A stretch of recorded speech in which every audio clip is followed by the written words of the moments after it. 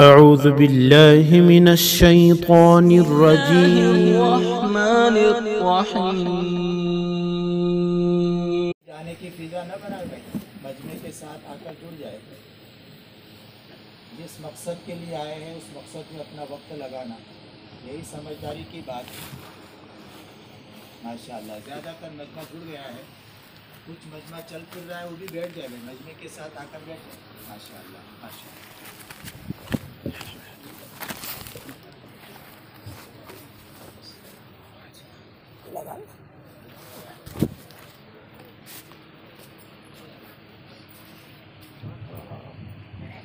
مجمع کے ساتھ آ کر جڑ جائے۔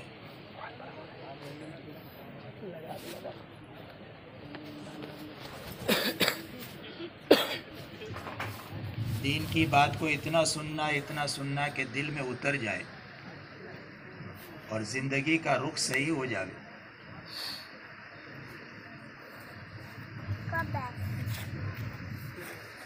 ماشاءاللہ زیادہ تر مجمع جڑ گیا ہے، کچھ ساتھی چل پھر رہے وہ بھی بیٹھ جائے گے۔ جتنا مجمع جلدی جڑ جائے گا اتنا جلدی بات شروع ہو جائے گی۔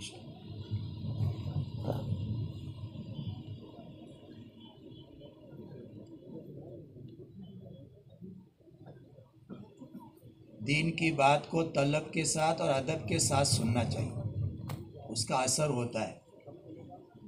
دین کی بات دل میں اترے گی تو وہ اثر کرے گی، اس کے لیے دل کے کانوں سے سننا، توجہ کے ساتھ سننا۔ نبی پاک علیہ السلام کی دعاؤں میں ہے اللہم اقبل بقلبی الی دینی، اے اللہ تو مجھے دل سے اپنے دین کی طرف متوجہ فرما۔ تو دل سے جو ہے متوجہ ہونا کام کی طرف، جیسے ہم اپنی زبان میں کہتے ہیں کہ دل سے کام کرو، اپنی زبان میں کہتے ہیں کہ دل سے کام کرو، ہاں تو دل سے، دل کی توجہ کے ساتھ میں دین کی بات کو سننا اور عمل کی نیت سے سننا۔ عام طور سے ذہنوں میں بات یہ ہوتی ہے کہ چلو اجتماع ہے، دین کی بات سن کر آئیں گے، یہ بھی ٹھیک ہے، اچھی بات ہے، لیکن یہ ادھوری نیت ہے۔ پوری نیت یہ ہے کہ سننا اور ماننا، سمعنا و اطعنا، سنیں گے بھی اور مانیں گے بھی، اور ہر حال میں فی المنشط والمکرہ، طبیعت چاہے نہ چاہے ہر حال میں ماننا۔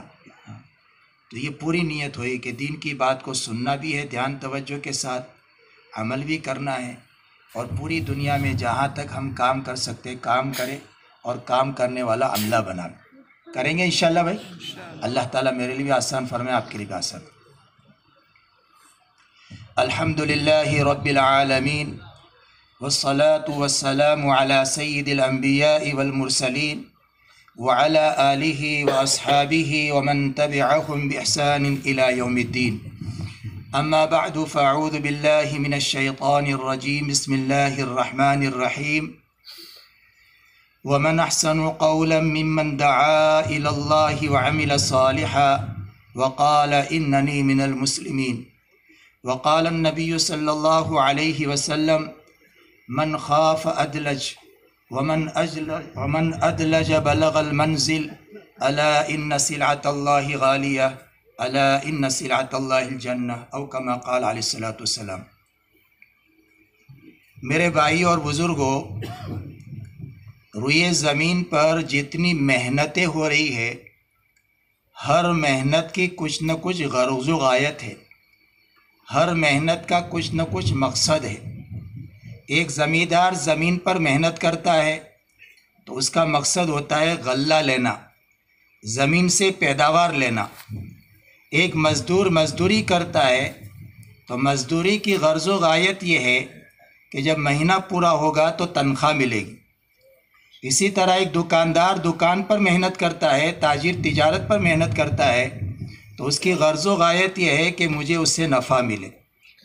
الغرض جتنے بھی دنیا میں محنتیں ہو رہی ہے اور جتنے لوگ محنت کر رہے ہیں، ہر محنت کے پیچھے کچھ نہ کچھ غرض و غایت ہے۔ ٹھیک اسی طریقے سے میرے بزرگوں، دعوت و تبلیغ کے نام سے یہ جو پوری دنیا میں محنت ہو رہی ہے، اس محنت کی بھی غرض و غایت ہے، اس کا بھی مقصد ہے۔ غرض و غایت کیا ہے، مقصد کیا ہے؟ مولانا الیاس صاحب رحمۃ اللہ علیہ سے بات پوچھی گئی کہ آپ اس محنت کے ذریعے سے کیا چاہتے ہیں؟ آپ اس محنت کے ذریعے سے کیا چاہتے ہیں؟ تو انہوں نے جو ہدف اور انہوں نے جو نشانہ اور انہوں نے جو ٹارگیٹ طے کیا ہے وہ یہ طے کیا اور انہوں نے یہ بات بتلائی، بولے پوری امت مسلمہ وہاں پہنچ جاوے جہاں اللہ کے نبی صلی اللہ علیہ وسلم اپنی وفات کے وقت میں امت کو چھوڑ کر گئے تھے۔ کیا غرض و غایت ہے ہمارے اس کام کی؟ بہت اعلیٰ غرض و غایت ہے، اعلیٰ مقصد ہے، اعلیٰ ہدف ہے، اعلیٰ ٹارگیٹ ہے۔ وہ ٹارگیٹ یہ ہے کہ پوری امت مسلمہ، امت کے جتنے طبقات ہیں، مرد ہے، عورتیں ہیں، جوان ہیں، بوڑھے ہیں، شہری ہے، دیہاتی ہے، غریب ہے، مالدار ہے، لکھا پڑھا ہے، بے پڑھا ہے، الغرض دنیا میں جتنی امت مسلمہ کے افراد ہیں، فرمایا وہ سارے کے سارے وہاں پہنچ جائے جہاں اللہ کے نبی صلی اللہ علیہ وسلم اپنی وفات کے وقت میں امت کو چھوڑ کر کے گئے تھے۔ ایک موقع پر تو آپ نے یہ بات ارشاد فرمائی، دوسرے موقع پر فرمایا احیاء جمیع ما جاء به النبی صلی اللہ علیہ وسلم، کہ پوری امت مسلمہ میں اللہ کے نبی صلی اللہ علیہ وسلم جو اللہ کے پاس سے لے کر کے آئے ہیں، فرمایا وہ پورا کا پورا پوری امت میں زندہ ہو جاوے۔ دونوں ایک ہی چیز ہے، تعبیرات کا فرق ہے کہ جس طرح نبی پاک علیہ السلام دنیا سے تشریف لے گئے، اس وقت میں امت کے تمام افراد کے اندر 100% کامل اور مکمل دین تھا، حقیقت والا، اور پوری امت مسلمہ دین کے لیے محنت کر رہی تھی۔ یہ دو بنیادیں ہر فرد امت میں تھی، دین اور دین کی محنت، دوسرے لفظوں میں عبادت اور دعوت، کہ پوری امت مسلمہ یہ عبادت پر تھی اور پوری امت مسلمہ دعوت پر تھی۔ عبادت کے کیا معنی؟ فرمایا ہر فرد امت کا اللہ کے ساتھ مضبوط تعلق تھا، یقین کے اعتبار سے، محبت کے اعتبار سے، عظمت کے اعتبار سے، اسی طرح یقین کے اعتبار سے، اور تعلق میں عبادات کے اعتبار سے، جتنی عبادات کی لائن کی چیزیں ہیں ان تمام اعتبار سے اللہ کے ساتھ مضبوط تعلق تھا کہ اللہ کے جتنے حقوق تھے وہ سارے کے سارے حقوق ادا ہو رہے تھے۔ اسی طرح اللہ کی مخلوق کے جتنے حقوق ہیں فرمایا وہ سارے حقوق ادا ہو رہے تھے۔ اور اسی طریقے سے یہ دین پوری دنیا کے بسنے والے ایک ایک فرد تک پہنچے، اس کے لیے ہر صحابی، چاہے وہ مرد ہو، عورت ہو، جوان ہو، بوڑھا ہو، مرد ہو یا عورت ہو، ہر ایک کے سارے فکر مند تھے کہ اللہ کا دین پوری دنیا میں زندہ ہو جاوے۔ کیوں؟ اس لیے کہ نبی پاک علیہ السلام آخری نبی ہے، آپ کے بعد کوئی نبی پیدا نہیں ہوگا۔ تو پہلے ہی دن سے نبی پاک علیہ السلام نے پوری امت مسلمہ کو جو سبق پڑھایا تھا وہ یہی پڑھایا تھا کہ اپنی ذاتی زندگی کو دینداری والا بناتے ہوئے اللہ کا یہ دین اور میرا لایا ہوا یہ دین پوری دنیا کے بسنے والے ایک ایک فرد کے اندر زندہ ہو جائے، یہ ہر فرد امت کی ذمہ داری ہے۔ کیوں؟ اس لیے کہ ہمارا عقیدہ ہے لا الہ الا اللہ محمد الرسول اللہ صلی اللہ علیہ وسلم۔ ہم نے اس میں جو اقرار کیا ہے لا الہ الا اللہ میں اللہ کے معبود ہونے کا اقرار کیا ہے کہ اللہ کے علاوہ کوئی عبادت کے لیے لائق نہیں، اللہ ہی ہمارا معبود حقیقی ہے۔ اسی طرح محمد الرسول اللہ میں اللہ کے نبی صلی اللہ علیہ وسلم کی نبوت کا اقرار کیا ہے، اور ساتھ ہی ساتھ ہمارا عقیدہ ہے کہ اللہ کے نبی صلی اللہ علیہ وسلم آخری نبی ہے، آپ کے بعد کوئی نبی پیدا نہیں ہوگا۔ تو اور قیامت تک انسانوں کی آمد کا سلسلہ جاری ہے، تو اب انسانوں تک اللہ کا پیغام کون پہنچائے؟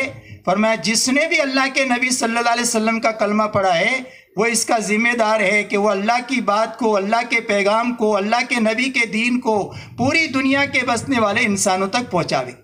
تو یہ وہ دو بنیادیں ہر فرد امت کے اندر نبی پاک علیہ السلام کے زمانے میں موجود تھی، 100% حقیقت والا دین اور دین کی محنت۔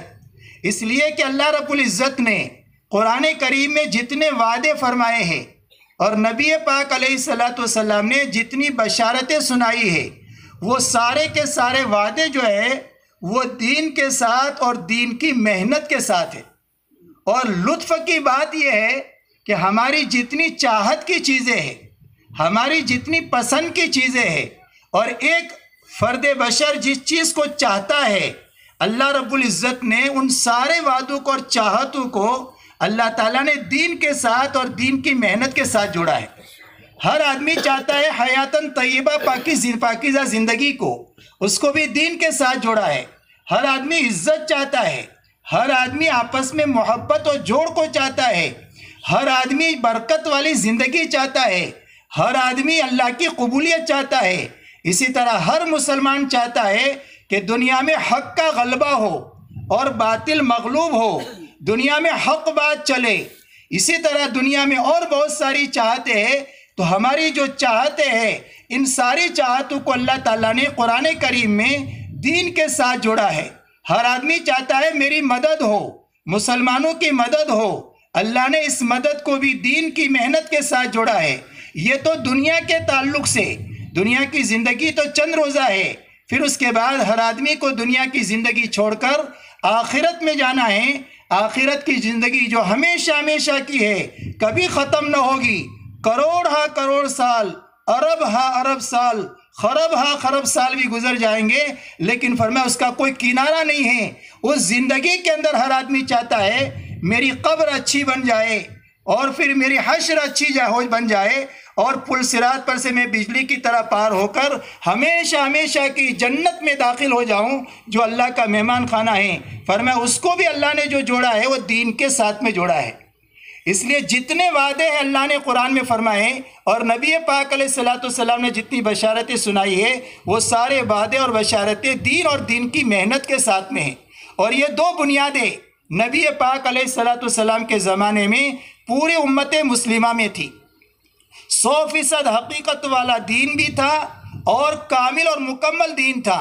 ایک ایسا مجموعہ بھی تھا اور ایسا ماحول بھی تھا کہ جس کے نتیجے میں دین پر چلنا آسان بھی تھا، اور یہ دین پوری دنیا کے اندر پھیل بھی رہا تھا۔ تو آج دعوت و تبلیغ کی اس مبارک محنت کے ذریعے سے اس کا غرض و غایت یہ ہے کہ پوری امت مسلمہ کے اندر 100% دین زندہ ہو جائے اور دین کی محنت زندہ ہو جائے۔ اللہ رب العزت نے دین کو آسان اتارا ہے، مشکل نہیں ہے۔ اللہ خود قرآن میں فرماتے ہیں ما یرید اللہ لیجعل علیکم من حرج، اللہ تعالیٰ تم پر دین میں تنگی نہیں چاہتے ہیں۔ اور اللہ کے نبی صلی اللہ علیہ وسلم نے بھی فرمایا الدین و یسر، دین آسان ہے۔ اللہ تعالیٰ دین کو مشکل کیسے اتاریں گے؟ جبکہ اللہ رب العزت کی صفات میں سے ایک صفت جس کو ہم ہر نماز کی ہر رکعت میں پڑھتے ہیں، الرحمن الرحیم، بے حد رحم کرنے والا، سب پر رحم کرنے والا، ایسا مہربان رب اپنے بندوں کی دنیا آخرت کی کامیابی کے لیے مشکل دن کیسے اتارے گا؟ بالکل آسان دن اتارا ہے جس کے اوپر ہر کوئی چل سکے، مرد بھی چل سکے، عورت بھی چل سکے، جوان بھی چل سکے، بوڑھا بھی چل سکے، مالدار بھی چل سکے، غریب بھی چل سکے، الغرض ہر کوئی چل سکے۔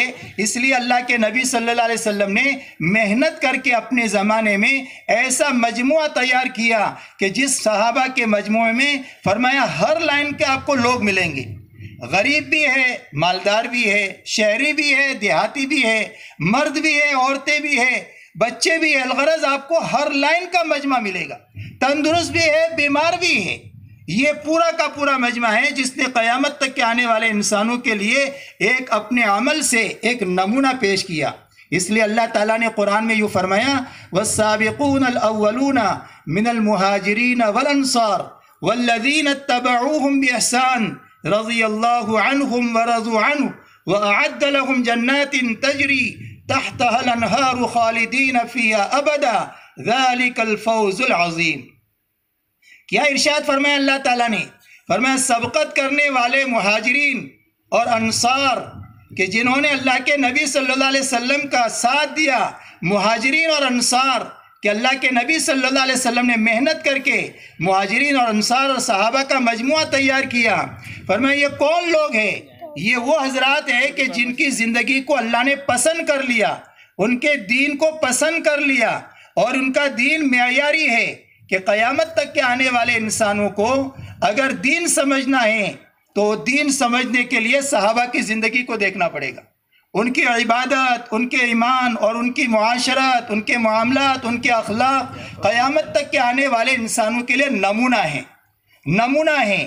اور یوں فرمایا کہ اللہ تعالیٰ ان سے راضی ہو گیا، حالانکہ خوشنودی کا پروانہ جنت میں آخر میں ملے گا، لیکن اللہ رب العزت نے صحابہ کرام کے لیے دنیا ہی میں اللہ تعالیٰ نے خوشخبری سنا دی، اور ساتھ ہی ساتھ یہ دروازہ بند نہیں ہوا اللہ کی خوشنودی کا، فرمایا اللہ کی رضا کے پروانے کا دروازہ چالو ہے، جاری ہے۔ فرمایا جو صحابہ کی نقل اتارے گا، ان کے پیچھے پیچھے چلے گا، صفت احسان کے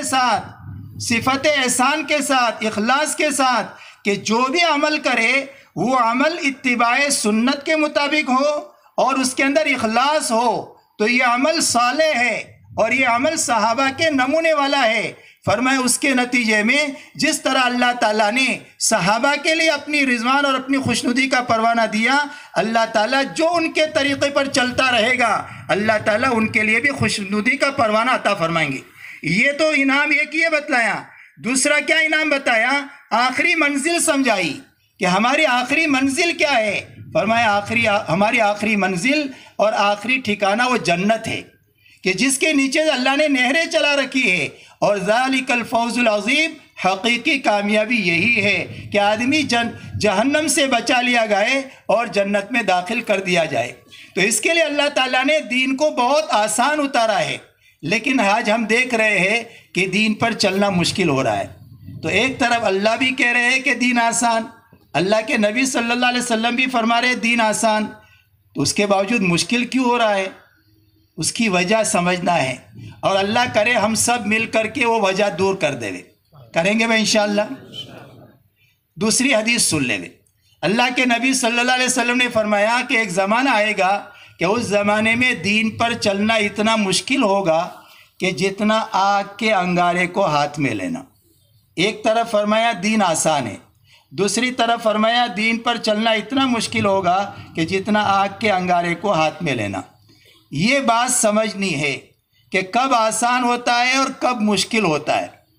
اگر دو باتیں ہیں تو دین پر چلنا بہت آسان، اور ان دو باتوں میں سے ایک بات نکل جائے تو دین پر چلنا مشکل۔ دو باتیں اگر آ جائے تو دین پر چلنا بہت آسان، اور اگر ان دو باتوں میں سے ایک بات نکل جائے تو دین پر چلنا مشکل۔ کون سی باتیں وہ؟ فرمایا ایک ہے اندر کا یقین اور دوسرا ہے ماحول۔ اگر یہ دو باتیں ہیں تو دین پر چلنا بہت آسان ہے۔ ایک تو اندر کا یقین بنے، دوسرا باہر کا ماحول بنے۔ اور اگر یقین اندر کا نہیں ہے یا باہر کا ماحول نہیں ہے تو پھر آدمی کا دین پر چلنا مشکل ہو جائے گا، حالانکہ جس پر دنیا آخرت کی کامیابی کا مدار ہے۔ اب یقین کیا بنے؟ کس بات کا یقین؟ فرمایا یقین دل کے اندر 3 لائن کا بنے۔ کتنے لائن کا؟ 3 لائن کا یقین، اس لیے کہ یقین کے بغیر آدمی دین پر نہیں چل سکتا۔ باوجود ہے کہ کلمے والا ہے اور اس کو اعمال معلوم ہے، دین معلوم ہے، تو بھی نہیں چل سکے گا۔ کیوں؟ اس لیے کہ اندر یقین نہیں ہے، حالانکہ جانتا ہے، کلمے والا ہے، کلمہ پڑھتا ہے، مومن ہے، کلمہ والا ہے، مومن ہے، اور جانتا ہے کہ نماز پڑھنا فرض ہے، لیکن اس کے باوجود نماز نہیں پڑھ رہا ہے۔ کیوں بھائی؟ کلمہ والا بھی ہے، جانتا بھی ہے کہ نماز پڑھنا فرض ہے۔ اسی طریقے سے کلمے والا ہے اور جانتا ہے کہ سود لینا حرام ہے، اس کے باوجود سود لے رہا ہے۔ تو جانتا ہے اور پھر بھی چل نہیں پا رہا ہے۔ کیوں نہیں چل پا رہا ہے؟ اس لیے کہ اندر کا یقین کمزور ہے۔ ایک آدمی جو ہے تندرست ہے، اب جو ہے بالکل جوان ہٹا کٹا بھی ہے اور روح بھی ہے، دونوں چیزیں ہے کہ نہیں ہے؟ یہ دونوں چیزیں ہیں، روح نکلی نہیں ہے، اندر روح ہے اور جوان بھی ہے، ہٹا کٹا بھی ہے، لیکن بیمار ہو گیا ہے۔ جو کل تک 5 من کی بوری اٹھا لیتا تھا، فرمایا آج وہ بستر میں ایسا لیٹا ہے کہ حرکت نہیں کر سکتا۔ کوئی اس کو مردہ کہے گا بھائی؟ کوئی نہیں کہے گا کہ مرا ہوا ہے، بلکہ تندرست ہے، بلکہ یہ جو ہے روح والا ہے، جو جسم بھی ہے اور روح بھی ہے۔ کیا چیز نکل گئی ہے؟ جسم اور روح، اس کے بیچ میں جس کو صحت کہتے ہیں، صحت، وہ صحت مفقود ہے، وہ نکلی ہوئی ہے۔ اس کی وجہ سے جو کل 5 من کی بوری اٹھاتا تھا آج اس کے لیے معمولی سامان اٹھانا مشکل ہو گیا۔ اگر یہ بیچ روح اور جسم کے درمیان میں جو صحت ہے وہ اگر آ جائے تو یہ پہلوان ہے۔ آ رہی بات سمجھے؟ اسی طریقے سے کلمہ بھی ہے، معلومات بھی ہے دین کی، لیکن بیچ میں جو یقین کی طاقت ہے، فرمایا وہ یقین کی طاقت کمزور ہونے کی وجہ سے آدمی دین کے حکموں پر چل نہیں پا رہا ہے۔ اب وہ کس لائن کا یقین؟ 3 لائن کا یقین۔ پہلا یقین لا الہ الا اللہ، اللہ کے علاوہ جتنا جو کچھ ہے، فرمایا یہ سب اللہ کا بنایا ہوا ہے، یہ سب اللہ کی مخلوق ہے، اس کے ہاتھ میں نہ نفع ہے نہ نقصان ہے، نہ مارنا ہے نہ جلانا ہے نہ دوبارہ اٹھانا ہے، فرمایا نہ اس کے ہاتھ میں کاموں کا بنانا ہے، نہ بگاڑنا ہے، نہ عزت دینا ہے، نہ ذلیل کرنا ہے، چاہے وہ چھوٹی شکل ہو کہ بڑی شکل ہو، ذرے سے لے کر پہاڑ تک، قطرے سے لے کر سمندر تک، زمین سے لے کر آسمان تک، چونٹی سے لے کر جبریل امین تک، پیسے سے لے کر ارب ہاں خرب ہاں تک، جتنا جو کچھ ہے، فرمایا اس کے اوپر لا کی چھری پھیری جائے، لا کی چھری پھیری جائے، لا الہ، اس کے کسی سے کچھ نہیں ہوتا الا اللہ، صرف ایک اکیلے اللہ سے سارا سب کچھ ہوگا۔ یہ سب سے پہلی بنیاد ہے، یہ سب سے پہلی بنیاد ہے کہ میرے بننے بگڑنے کا تعلق، میری عزت و ذلت کا تعلق، میری کامیابی اور ناکامی کا تعلق دنیا کی پھیلی ہوئی شکلوں کے ساتھ میں نہیں ہے، ایک اکیلے اللہ کے ہاتھ میں۔ یہ پہلی بنیاد۔ دوسری بنیاد محمد الرسول اللہ۔ کیا مطلب؟ فرمایا اللہ ہی عزت دیں گے، اللہ ہی کامیابی دیں گے، اللہ ہی کاموں کو بنائیں گے، اللہ ہی کے ہاتھ میں سب کچھ ہے، تو اللہ کیسے کریں گے؟ اندھا دھند کریں گے؟ نہیں، اللہ کے یہاں ضابطہ ہے، اللہ کے یہاں ضابطہ ہے، وہ ضابطہ ہے محمد الرسول اللہ کی محمد سے وفا تو نے تو ہم تیرے ہیں، یہ جہاں چیز ہے کیا لوح و قلم تیرے ہیں۔ تو فرمایا زندگی میں محمد الرسول اللہ والے اعمال آ جائے، یہ یقین بنے کہ میری دنیا آخرت کی کامیابی جو مجھے ملے گی وہ محمد صلی اللہ علیہ وسلم والے اعمال سے ملے گی، مال سے نہیں۔ مال چھوڑنے کی شریعت نے اجازت نہیں دی، چھوڑنے کا حکم نہیں دیا، کاروبار چھوڑنے کا حکم نہیں دیا، دنیا کی شکلوں کو چھوڑنے کا حکم نہیں دیا، ان شکلوں میں محمد الرسول اللہ والے اعمال لانے کا حکم دیا ہے۔ کائے کا حکم دیا ہے؟ اور یہ یقین ہو کہ میں تجارت سے کامیاب نہیں ہوں گا، تجارت میں شریعت کے جو احکام ہیں ان حکموں سے میں کامیاب ہوں گا، میں مزدوری سے کامیاب نہیں ہوں گا، مزدوری میں جو مزدوری والے احکام ہیں اس کے ذریعے سے مجھے کامیابی ملے گی، حکومت کے ذریعے سے مجھے کامیابی نہیں ملے گی، حکومت میں حکومت والے احکام اور حکومت والی شریعت وہ جب اس کے اندر آئے گی تو اس کے راستے سے کامیابی ملے گی۔ اس لیے محمد الرسول اللہ والے اعمال، فرمایا یہ یقین بن جائے کہ میری زندگی میں محمد صلی اللہ علیہ وسلم والے اعمال آئیں گے تو اس کے ذریعے سے اللہ کامیاب کریں گے۔ تیسری بنیاد آخرت کی، موت کے بعد کی زندگی کی، کہ حقیقی کامیابی جو ہے وہ دنیا کی نہیں ہے بلکہ حقیقی کامیابی آخرت کی ہے۔ حقیقی کامیابی آخرت کی ہے کہ جس کو جہنم سے بچا لیا گیا اور جنت میں داخل کر دیا گیا، فرمایا یہ حقیقی کامیاب ہے۔ اسی لیے جنت کیا ہے؟ فرمایا اللہ کا مہمان خانہ ہے، جہاں کی ایک اینٹ سونے کی، چاندی کی، زمرد کی، یاقوت کی، ملانے کے لیے گارا مشک کا، وہاں کی مٹی زعفران کی، کنکر موتیوں کے، جہاں دودھ کی، پانی کی، شہد کی، شراب کی اللہ نے نہریں چلا رکھی ہے، دویز کا، ریشم کا لباس، اللہ تعالیٰ جنتی کو اتنا خوبصورت بنائیں گے، 1000 سال کی مسافت کی دوری پر اس کا چہرہ چمک رہا ہوگا، اور جوان بنا کر کبھی جو ہے بڑھاپا نہیں آئے گا، تندرست بنا کر کبھی بیماری نہیں آئے گی، اور ہمیشہ ہمیشہ کی نعمتوں میں رہے گا، کبھی روک ٹوک نہیں ہوگی، اور جنت سے کبھی نکالا نہیں جائے گا۔ بڑی نعمت اللہ کا دیدار ہوگا، جس دیدار کے سامنے جنتی جنت کی ساری نعمتوں کو بھول جائے گا۔ یہ ہے حقیقی کامیابی، جو ہمارا اصلی ٹھکانہ ہے اور جہاں سے آئے وہاں جانا ہے۔ اس لیے دین پر چلنا اور دین کے کاموں کو کرنا دنیا کو سامنے رکھ کر نہیں، بلکہ آخرت کو سامنے رکھ کر، آخرت کو سامنے رکھ کر، آخرت کو سامنے رکھ کر کریں گے تو ہی جو ہے ہمارے اعمال میں اور دین کی محنت میں جان پڑے گی۔ اور اگر دنیا کو سامنے رکھ کر کام کیا تو ہمارے اعمال میں جان نہیں پڑے گی۔ ایک ہوتا ہے اخلاص اور ایک ہوتا ہے وعدوں کا یقین۔ فرمایا جتنے اللہ نے وعدے کیے ہیں یہ وعدے یقین کے لیے تو ٹھیک ہے، لیکن اس کو مقصود نہیں بنانا چاہیے، مقصود صرف اللہ کی رضا ہے۔ تو یہ 3 لائن کے بنیادی یقین یہ جتنے دلوں کے اندر اتر جائیں گے، فرمایا اتنا آدمی کا بڑے سے بڑی قربانی دینا آسان ہو جائے گا۔ دوسری بات کیا ہے؟ ماحول، ماحول دینداری والا ہو، اس لیے کہ ماحول کی مثال موسم کی طرح ہے۔ گرمی کا موسم ہوگا سب کو گرمی لگے گی، ٹھنڈی کا موسم ہوگا سب کو ٹھنڈی لگے گی۔ ٹھنڈی اور گرمی کی کسی سے یاری نہیں ہے، دوستی نہیں ہے، سب کو لگے گی اور سب اس سے متاثر ہوں گے۔ اس لیے اگر دینداری والا ماحول ہے تو سب کا دین پر چلنا آسان، بے دینی کا ماحول ہے تو پھر آدمی کا دین پر چلنا مشکل ہو جائے گا۔ جیسے 10 میں سے 9 ایماندار ہے اور 1 بے ایمان ہے، تو بتاؤ یہ 1 بے ایمان بے ایمانی پر ٹھہر سکے گا؟ وہ بھی ایماندار بن جائے گا، وہ بھی ایماندار بن جائے گا۔ کیوں؟ اس لیے کہ 100 میں 99 ایماندار ہے اور 1 بے ایمان ہے۔ اسی طرح اگر فرض کرو کہ 99 جو ہے وہ بے ایمان ہے اور 1 ایماندار ہے، تو 99 بے ایمانوں کے بیچ میں 1 ایماندار کا ایمانداری کے ساتھ چلنا آسان ہوگا کہ مشکل ہوگا؟ یہ مشکل کیوں ہو رہا ہے؟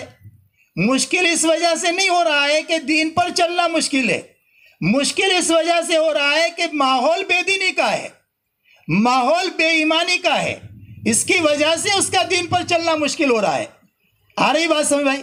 اسی لیے اللہ کے نبی صلی اللہ علیہ وسلم نے فرمایا کل مولود یولد علی الفطرہ فابواہ یحودانہ او ینصرانہ او یمجسانہ۔ اللہ کے نبی نے یہ فرمایا ہر بچہ فطرت اسلام پر پیدا ہوتا ہے۔ اللہ تعالیٰ کسی بچے کو بے ایمان اور کافر پیدا نہیں کرتے، ہر ایک کے دل کے اندر اللہ نے توحید کا، ربوبیت کا بیج ڈالا ہوا ہے۔ بیج ڈالا ہوا ہونے کا مطلب یہ ہے کہ اس کے اندر اتنی زبردست استعداد ہے کہ 100% حقیقت والے دین پر چل سکے، اور چلنے کی استعداد کے ساتھ اللہ اس کو دنیا میں بھیجتے ہیں۔ لیکن ماحول کیسا ہے؟ اگر ماحول گھر کا یہودیت والا ہے تو بچہ یہودیت میں ڈھل جاتا ہے، نصرانیت والا ہے تو نصرانی بن جاتا ہے، مجوسی والا ہے تو مجوسی بن جاتا ہے۔ اس میں بچے کا کیا قصور ہے؟ اس میں تو ماحول کا قصور ہے۔ آ رہی بات سمجھ بھائی؟ اب سوال یہ ہے کہ اب یہ دونوں باتیں کیسے بنے، یہ دونوں باتیں کیسے بنے؟ اور اس کے لیے دوستو بزرگوں، جس طرح اللہ کے نبی صلی اللہ علیہ وسلم ہمارے لیے دین لے کر کے آئے، اسی طرح دین کی محنت لے کر کے آئے۔ اس کے لیے ہم کو 1400 سال پیچھے جانا پڑے گا کہ اللہ کے نبی صلی اللہ علیہ وسلم نے اپنے دور میں وہ کون سا نسخہ اپنایا جس نسخے کے نتیجے میں، حالانکہ آج کے زمانے کا جو بگاڑ ہے وہ بگاڑ اس زمانے کے قرن اول یعنی آپ کی بعثت کے وقت میں جو بگاڑ تھا اس بگاڑ کے مقابلے میں تو کوئی حیثیت ہی نہیں ہے۔ آپ جس وقت میں تشریف لائے اس وقت میں بگاڑ کیا تھا؟ خالی اس سے انداز لگاؤ کہ بیت اللہ جو توحید کا مرکز ہے، جہاں سے پوری دنیا میں توحید سپلائی ہوتی تھی، اس توحید کے مرکز میں 360 بت رکھے ہوئے ہیں۔ کتنے بت رکھے ہوئے ہیں؟ 360 بت رکھے ہوئے ہیں۔ یہ بارش کا بت، یہ جو ہے روزی کا بت، یہ اولاد کا بت، اس سے یہ ہوگا، اس سے یہ ہوگا، اس سے یہ ہوگا۔ تو آپ انداز لگاؤ جو توحید کے مرکز کا یہ حال ہے تو پوری دنیا کا کیا حال ہوگا؟ تو گمراہی اس درجے کی ہے، جہالت آخری درجے کی ہے، خوف آخری درجے کا ہے، فقر آخری درجے کا ہے، یہ سارے حالات ہیں۔ لیکن ایسے حالات میں آخر اللہ کے نبی صلی اللہ علیہ وسلم نے وہ کون سا نسخہ اپنایا کہ جس نسخے کے نتیجے میں اللہ تعالیٰ نے وہ سارے بگاڑ کو دور کر کے جو زمانہ جاہلیت کہلاتا ہے، اس زمانے کو زمانے جاہلیت کہا جاتا ہے، تو جاہلیت کے زمانے کو اللہ کے نبی نے محنت کر کے خیر القرون بنا دیا۔ کہ خیر القرون قرنی، بہترین زمانہ وہ ہے جس میں میں ہوں، میرے والا زمانہ ہے۔ تو آپ نے کون سا نسخہ اپنایا کہ جہالت علم سے بدل گئی، اسی طرح خوف امن سے بدل گیا، اور ضلالت و گمراہی ہدایت سے بدل گئی۔ نہ صرف کہ ہدایت سے بلکہ قیامت تک کے آنے والے انسانوں کے لیے معیار قرار دیا گیا کہ جس زمانے والے کو حق سمجھنا ہے تو حق سمجھنے کے لیے ادھر ادھر اپنے سر مارنے کی ضرورت نہیں۔ صحابہ کرام رضی اللہ تعالیٰ عنہ اجمعین معیار ہے ما انا علیہ واصحابی، جس پر میں اور میرے صحابہ ہے۔ تو اب آپ علیہ الصلوۃ والسلام نے کیا چیز زندہ کی؟ آپ علیہ الصلوۃ والسلام نے امت میں چند بنیادیں زندہ کی، جن بنیادوں کے نتیجے میں تھوڑے سے عرصے میں 23 سال کے عرصے میں اللہ تعالیٰ نے سارے حالات کو بنا دیا۔ ان کا فقر جو ہے وہ غنا سے بدل گیا۔ یہ جو ہم صحابہ کے فقر کے واقعات سنتے ہیں وہ تو ان کے ابتدائی زمانے کے، پھر تو اللہ تعالیٰ نے وہ فتوحات کے دروازے کھولے کہ قیصر و کسریٰ کے خزانے ان کے قدموں میں اللہ نے ڈالے، اور ان کے گھروں میں درہم اور دنانیر کے بوریاں آیا کرتی تھی، اور وہ آنن فانن اللہ کے راستے میں خرچ کر دیا کرتے تھے۔ یہ ابتدائی زمانے کے حالات ہیں۔ ان کے فقر کو اللہ نے غنا سے بدل دیا، اور ان کی ذلت کو اللہ نے عزت سے بدل دیا۔ اللہ نے پوری دنیا میں غلبہ دے دیا۔ اسی طرح اللہ تعالیٰ نے ان کی گمراہی کو ہدایت سے بدل دیا۔ تو آخر اللہ تعالیٰ نے، اللہ کے نبی صلی اللہ علیہ وسلم نے کون سا نسخہ اپنایا کہ جس کے نتیجے میں یہ اللہ تعالیٰ نے حالات کو بنا دیا؟ چند بنیادی اعمال۔ سب سے پہلی چیز جو زندہ کی اللہ کے نبی نے وہ کلمے کی دعوت کو زندہ کی۔ سب سے پہلی بنیاد کہ جو مسلمان ایمان میں داخل ہو، جو فرد ایمان میں اسلام میں داخل ہو وہ کلمے کا داعی ہو، اللہ کی طرف بلانے والا ہو۔ اللہ کی عظمت، اللہ کی بڑائی، اللہ کی طاقت، اللہ کے خزانے، اس کا کیا فائدہ ہوگا؟ اس کا فائدہ یہ ہوگا کہ دل سے مخلوق کا یقین نکل کر خالق کا یقین آئے گا، خالق کا یقین آئے گا۔ دوسری بنیاد کیا زندہ کی؟ فرمایا اتنے بڑے اللہ جس سے راضی ہو گئے اس کا کام بن گیا، اتنے بڑے اللہ جس سے ناراض ہو گئے اس کا کام اجڑ گیا۔ تو اتنے بڑے اللہ کس سے راضی ہوتے ہیں اور کس سے ناراض ہوتے ہیں؟ اس کے لیے اللہ تعالیٰ نے آسمان سے علم اتارا، 2 لائن کا علم اتارا، احکام کے لائن کا علم اور فضائل کے لائن کا علم۔ احکام کہ یہ کرو یہ مت کرو، 2 لائن کا علم ہے، 2 لائن کے احکام ہیں، کرنے کے کام، نہ کرنے کے کام۔ کرنے کے کام کو اوامر کہتے ہیں، نہ کرنے کے کاموں کو نواہی کہتے ہیں۔ یہ کرو یہ مت کرو، ما آتاکم الرسول فخذوا وما نہاکم عنہ فانتہوا۔ اللہ کا رسول تمہیں دے اس کو لے لو، اللہ کے رسول تمہیں سے روکے اس سے رک جاؤ، برابر۔ اب دوستو بزرگو، یہ احکام والے احکام پر چلنے کی استعداد کیسے پیدا ہوگی؟ اس کے لیے فرمایا فضائل کا علم اتارا کہ دیکھو اللہ کا یہ حکم تم پورا کرو گے تو اللہ تم کو یہ دیں گے، یہ دیں گے، یہ دیں گے، اور اگر حکم کو توڑا تو یہ نقصان ہوگا۔ وعدہ اور وعید کا جو ہے علم اتارا۔ اس لیے اللہ تعالیٰ نے ہر نبی کو بشیر اور نذیر بنا کر بھیجا، بشارت دینے والا اور ڈرانے والا، کہ نیک کام کرنے پر اللہ یہ دیں گے اور برے کام کے ہونے پر یہ نقصان ہوگا۔ تو یہ دوسری چیز اللہ کے نبی نے جو زندہ کی، وہ فرمایا کہ یہ علم کے اوپر امت کو مجتمع فرمایا۔ تیسری بنیاد، اتنے بڑے اللہ سے تعلق پیدا ہو جائے۔ تعلق والے کی سنی جاتی ہے بھائی، ہاں، دنیا میں اگر کسی سے کوئی کام نکالنا ہوتا ہے تو کیا کرتے ہیں ہم لوگ؟ تعلق والے کو تلاش کرتے ہیں۔ اللہ کے نبی نے تو ہم کو ایسا راستہ بتایا، براہ راست خالق کائنات سے تعلق بتایا کہ اتنے بڑے اللہ سے ہر ایک کا تعلق ہو جاوے۔ تو اس کے لیے کیا چیز ہے؟ اس کے لیے عبادت ہے۔ تو صحابہ کو عبادت پر جو ہے یہ عبادت پر مجتمع کیا۔ چوتھی چیز، اتنے بڑے اللہ کے محبوب بن جائے۔ تو اتنے بڑے اللہ کے محبوب بننے کا کیا راستہ؟ اللہ کے بندوں کی خدمت کرنا، اللہ کے بندوں کو راحت پہنچانا۔ اسی لیے اللہ کے نبی نے فرمایا الخلق عیال اللہ فحب الخلق الی اللہ من احسن الی عیالی۔ مخلوق ساری کی ساری اللہ کا کنبہ ہے۔ بہترین اور سب سے زیادہ پیارا اللہ کا کون ہے؟ فرمایا جو اللہ کے بندوں کے ساتھ احسان کرے، اللہ کے بندوں کے ساتھ اچھا سلوک کرے، اللہ کے بندوں کے ساتھ بھلائی کا معاملہ کرے، یہ اللہ کا سب سے زیادہ محبوب ہے، اللہ کا سب سے زیادہ پیارا ہے۔ یہ 4 بنیادیں زندہ کی۔ یہ 4 بنیادوں کے راستے سے فرمایا 23 سال کے عرصے میں اللہ تعالیٰ نے مسلمانوں کے حالات کو بنا دیا۔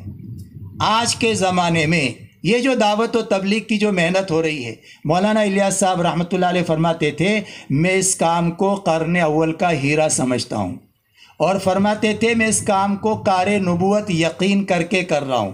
کیا مطلب؟ جس طرح اللہ تعالیٰ نے قرن اول میں صحابہ کے حالات کو بنا دیا، آج کے زمانے میں اگر امت ان بنیادوں پر اپنے آپ کو لے آئے تو آج کے زمانے کے حالات کو نہ صرف مسلمانوں کے بلکہ پوری انسانیت کے اللہ حالات بنا دیں گے، نہ صرف مسلمانوں کے بلکہ مسلمانوں کے راستے سے اللہ تعالیٰ انسانیت کے حالات بنا دیں گے۔ اتنا طاقتور نبی پاک صلی اللہ علیہ وسلم والا کام ہے، اس لیے کہ آپ خاتم النبیین ہیں، تو آپ کے ہر عمل کے اندر ختم نبوت والی طاقت ہے۔ سب تیار ہے بھائی انشاءاللہ اس کے لیے؟ اب یہ جو کام ہے دوستو بزرگو، اس کام کے دو رخ ہیں، ایک باہر کی نقل و حرکت ہے، ایک مقامی محنت ہے۔ یہ دونوں محنتیں مل کر کے ایک محنت ہے۔ مولانا الیاس صاحب رحمۃ اللہ علیہ فرماتے تھے کہ مسلمان یا تو ہجرت میں ہونا چاہیے یا نصرت میں ہونا چاہیے۔ یہ کیسا مسلمان ہے جو نہ ہجرت میں ہو نہ نصرت میں ہو؟ یا ہجرت میں ہو یا باہر کی نقل و حرکت میں ہو یا مقام پر مقامی محنت میں ہو؟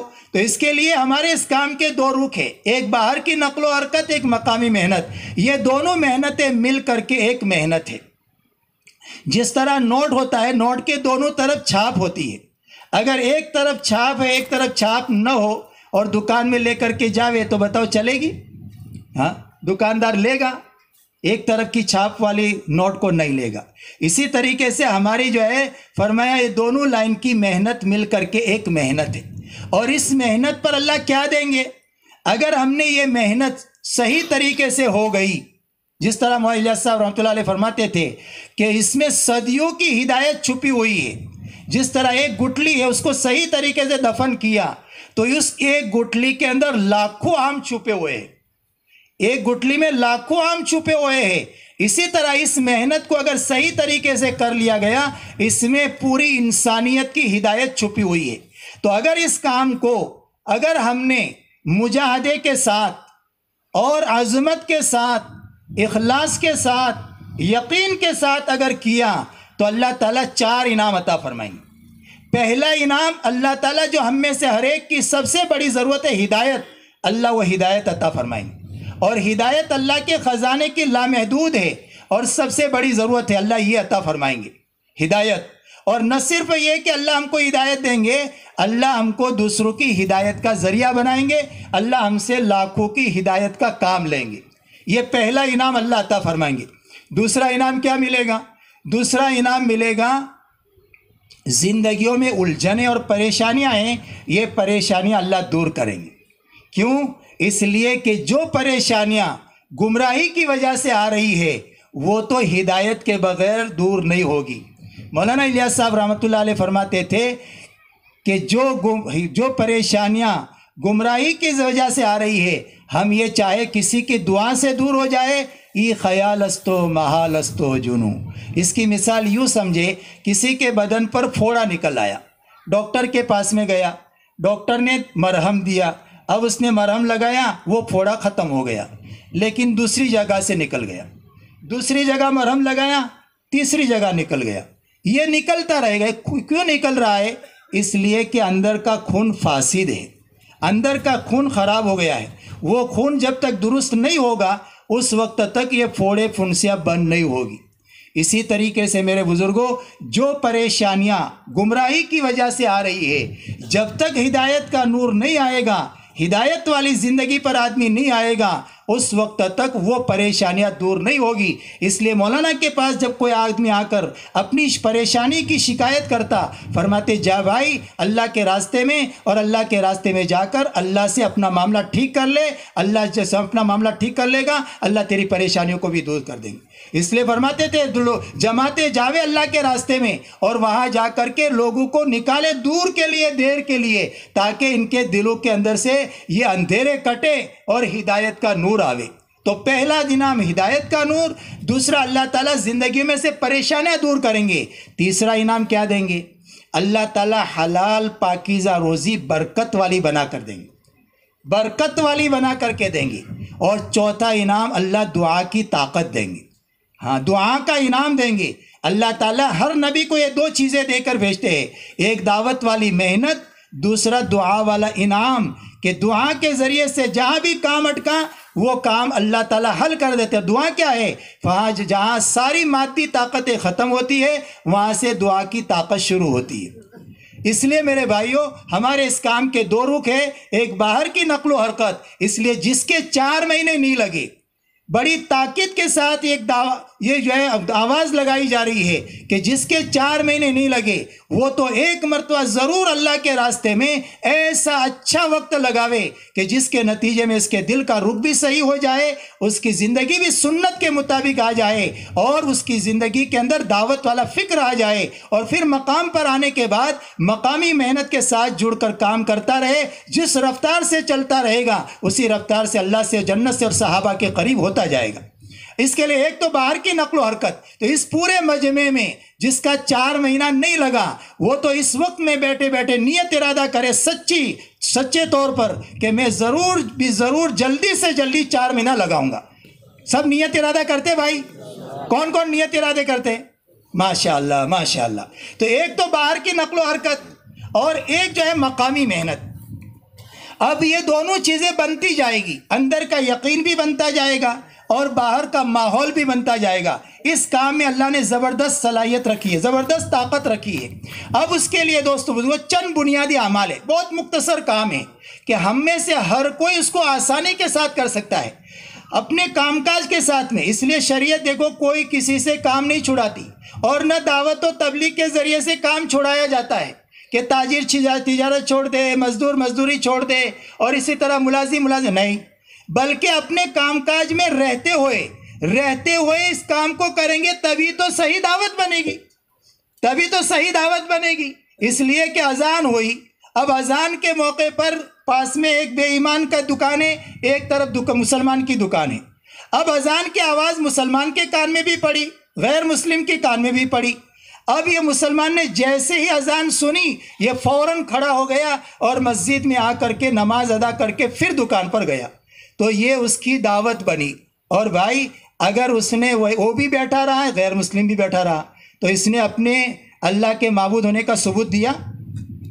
اس نے ثبوت نہیں دیا، اللہ کے معبود ہونے کا ثبوت نہیں دیا، اس بات کا ثبوت نہیں دیا کہ کرنے دھرنے والی ذات اللہ کی ہے، وہی ہماری حاجتوں کا پورا کرنے والا ہے اور وہی ہمارا معبود برحق ہے۔ اگر یہ کھڑا ہو کر کے نماز کی طرف آتا تو ہمارا یہ نماز کی طرف آنا جو ہمارے پاس والے وطنی بھائی کے لیے بھی دعوت بنتا۔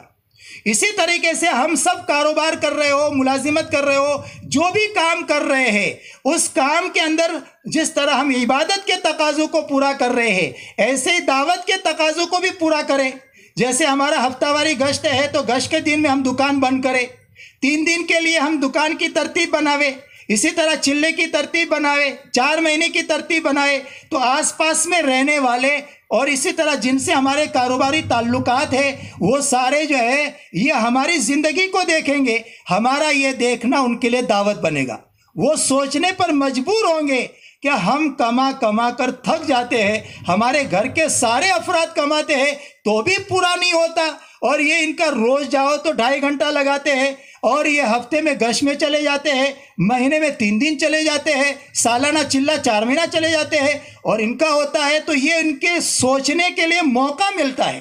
تو ہمارا یہ کاروبار کے ساتھ میں دعوت کے تقاضوں پر چلنا یہ ہمارا اوروں کے لیے دعوت، یہ جو ہے دعوت بنے گا۔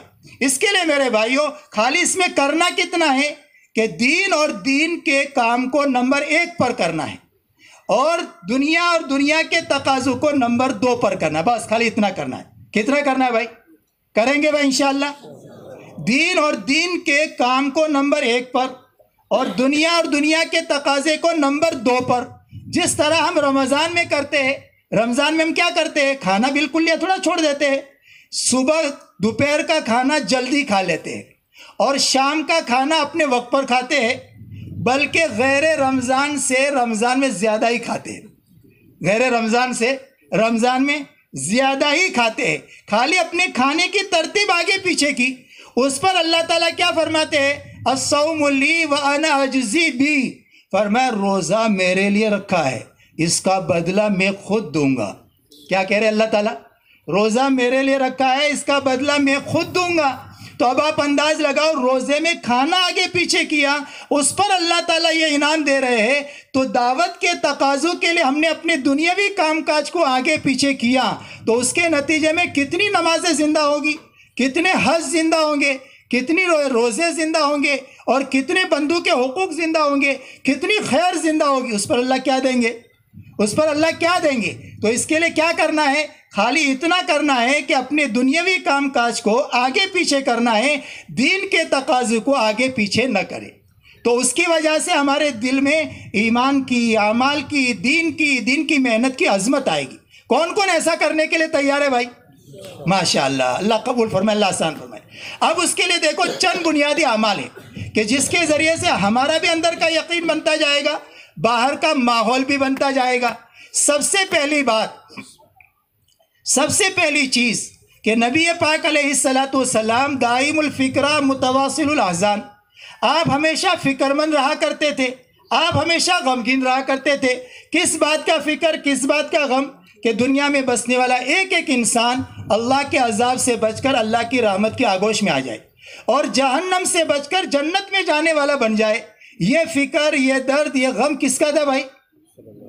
جن کے صدقے میں پوری کائنات بنی ہے، جن کو اللہ خود یوں کہہ رہے ہیں، نبی جی مجھے تو آپ کو اتنا دینا ہے، اتنا دینا ہے کہ آپ خود راضی ہو جاؤ، اتنی اونچی ہستی ہے، اور آپ ہمیشہ فکر مند رہ رہے ہیں، ہمیشہ غمگین رہا کر رہے ہیں۔ اور یہی فکر، یہی غم صحابہ میں منتقل ہوا، اور صحابہ کرام بھی ملکوں میں گئے تو انہوں نے دنیا والوں کو یہ دعوت دی، انما ہممنا الآخرہ، اے دنیا کے بسنے والے انسانوں، ہم تمہارے پاس جو آئے ہیں، ہمارا مقصود دنیا بنانا نہیں ہے، ہمارا مقصود آخرت بنانا ہے، کہ ہماری بھی آخرت بن جائے، تمہاری بھی آخرت بن جائے، اس کے لیے ہم تمہارے پاس آئے ہیں۔ اب ہمارا اللہ کے نبی کی فکر کے ساتھ مشابہت ہو جائے، اللہ کے نبی کی فکر کے ساتھ مشابہت ہو جائے، اس کے لیے روزانہ اپنی اپنی مسجدوں میں اس فکر کو لے کر کے بیٹھنا کہ ہمارے اپنے محلے میں، اپنی بستی میں، اور پورے عالم کے اندر اللہ کا دین کیسے زندہ ہو جائے،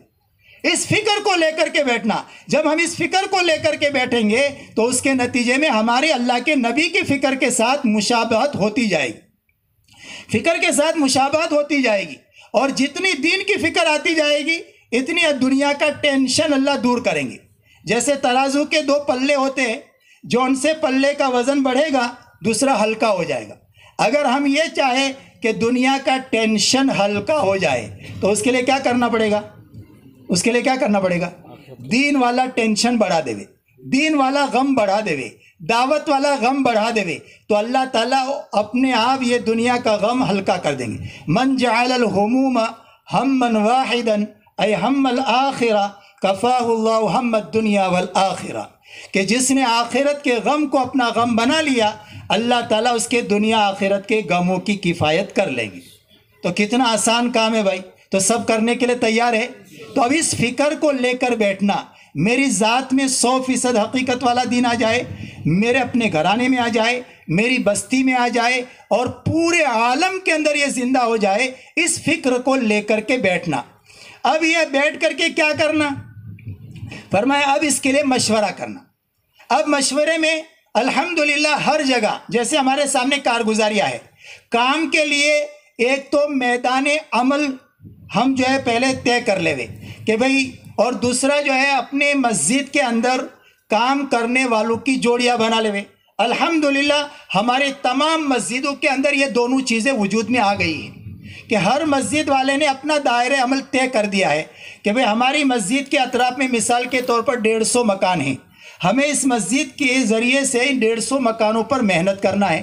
یہ دائرہ عمل بھی الحمدللہ ہر جگہ طے ہے۔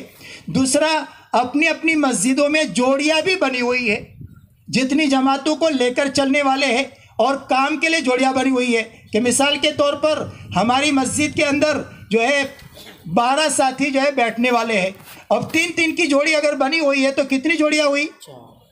4 جوڑیاں ہوئی۔ اب یہ 150 مکان کو اگر جو ہے 4 جوڑیوں پر تقسیم کرو تو ایک جوڑی کے حصے میں کتنے مکان آئیں گے؟ 40 آئیں گے، 4 تری 12، 30 آئیں گے، 30 آئیں گے۔ تو اب یہ جو ہے یہ جوڑیاں بھی طے ہے، دائرہ عمل بھی طے ہے۔ اب جو ہے روزانہ ایک تو مشورہ کرنا، مشورے فکر لے کر کے بیٹھ کر کے بھی ہماری اپنی ذات سے اپنے محلے میں، اپنی بستی میں، اپنے گھرانے میں، پورے عالم دین زندہ ہو۔ اب اس کے لیے جو ہے یہ پہلے تو دائرے عمل طے ہو گیا، جوڑیاں بن گئی، اب اس کے لیے وقت فارغ کرنا۔ اس کے لیے کیا کرنا؟ وقت فارغ کرنا۔ اس لیے کہ ہم نے بیٹھ کر مشورہ تو کیا آدھے گھنٹے تک، لیکن اس محنت کے لیے وقت فارغ نہیں کیا تو پھر وہ چیز وجود میں نہیں آئے گی۔ اس کی مثال تو ایسی ہے کہ ایک آدمی ایکسرسائز والی سائیکل پر جو ہے بیٹھ کر پینڈل چلاتا رہے، آدھے گھنٹے تک چلاتا رہا، 1 گھنٹے تک چلاتا رہا، 1 گھنٹے کے بعد دیکھتا ہے کہ تم 20 کلومیٹر پار کر لیا۔ کتنا کلومیٹر پار کر لیا؟ 20 کلومیٹر تم نے پار کر لیا، حالانکہ اپنی جگہ سے ایک بالش بھی سائیکل آگے بڑھی نہیں، بڑھی ہے بھائی؟ ایسے ہی اگر ہم نے بیٹھ کر خالی مشورے کیے تقاضوں کے لائن کے، اندرون بیرون مقامی مستورات اور یہ سارے تقاضوں کے اوپر ہم نے تبصرے کیے تو ہماری بوکیں بھر جائے گی، لیکن کام اپنی جگہ سے ایک بالش بھی آگے نہیں بڑھے گا۔ تو ایک تو مشورے کے لیے بیٹھا، اس لیے مشورہ کرے مختصر، اور مختصر مشورہ کرنے کے لیے الحمدللہ یہ ہر جگہ جوڑیاں بھی بڑی ہوئی ہے اور علاقے بھی تقسیم ہے، اس سے کام آسان ہو جاتا ہے۔